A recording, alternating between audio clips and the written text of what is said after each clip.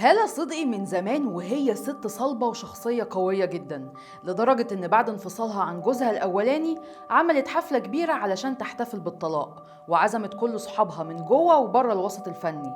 ومش بس كده، دي كمان عزمت محمد منير ومحمد فؤاد علشان يحيوا الحفلة. هالة اتجوزت جوازتين الحقيقة محدش يقدر يحسدها عليهم. أول جوازة كانت من رجل الأعمال المشهور مجدي ويليام.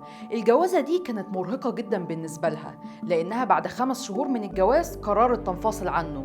بس الموضوع ما كانش ببساطة كده، دي عشان تنفصل عنه فضلت 9 سنين كاملة رايحة جاية على المحاكم. أما جوازها التاني فكان من رجل الأعمال سامح سامي زكريا، واللي كان أصغر منها ب7 سنين، واللي رفضته كذا مرة في الأول لأنه كان جواز صالونات، لكن من كتر ما كان بيحاول يتقرب منها وافقت تتخطب له واتجوزته، وكمان خلفت منه توأم وهي عمرها 48 سنة. لكن بالرغم من كل اللي حصل ده عمرها ما كانت مقتنعة بالجواز. لكن للأسف شكوكها بتطلع في محلها، وبيتكرر نفس السيناريو بتاع الجوازة اللي فاتت للمرة التانية وبيكرروا الانفصال.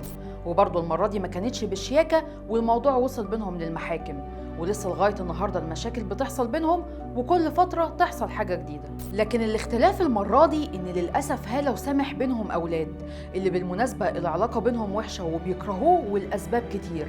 أبسطها إنه بيطلع يشهر بيهم على السوشيال ميديا ومخلي شكلهم وحش جدا في كل مكان، لدرجة إن الأولاد لغوا اسم أبوهم ونسبوا نفسهم لهالة صدقي من كتر ما هم مش بيحبوه. لكن دي ما كانتش البداية. هالة عاشت فترة طفولتها في أمريكا، وهناك كانت منتظمة على رياضات كتير، وأهم الرياضات دي كانت السباحة، اللي هالة كانت بتحبها بشكل شخصي، وكمان كان ليها الفضل الأول في دخولها عالم الفن. بعدها قررت هالة ترجع تكمل جامعتها في مصر، وفعلا درست آداب في جامعة القاهرة قسم تاريخ. خلال فترة دراستها بقى اتعرفت بالصدفة على المخرج نور الدمرداش، اللي وقتها كان بيدور على بطلة في السباحة علشان دور في مسلسل، وأول لما شافها نور اقتنع بيها، وفعلا عملت دور في مسلسل لا يا ابنتي العزيزة. وبعد ما بتعمل هالة الدور وينجح جدا، بدأ بعدها يتعرض عليها أعمال كتير، لكن أغلبها كان إغراء، والسبب في ده طبعا إنها بطلة سباحة، فالكل بقى موظفها في المنطقة دي وبس. لكن هالة فضلت ترفض كل الأدوار اللي من النوعية دي، لأن مش دي الرسالة اللي هي عايزة توصلها بفنها. ومن بعدها بدأت هالة صدقي مشوارها الفني اللي فضل يكبر ويتقل، ومعاه كانت هالة بتكسب شهرة وخبرة وحب الناس. هي يمكن ما تكونش عملت بطولة مطلقة، لكن عملت أدوار تقيلة ومثلت مع نجوم كبار جدا زي صلاح السعدني ويحيى الفخراني وسمير غانم وشادية وممدوح عبد العليم وغيرهم كتير. لكن بعيدا بقى إن هالة فعلا موهبة تقيلة ومحدش يقدر يختلف عليها، لكن أكتر حاجة مميزة فيها هي الكوميديا، ومعروف إن دي ملكة صعبة ومش سهل تكون عند أي حد.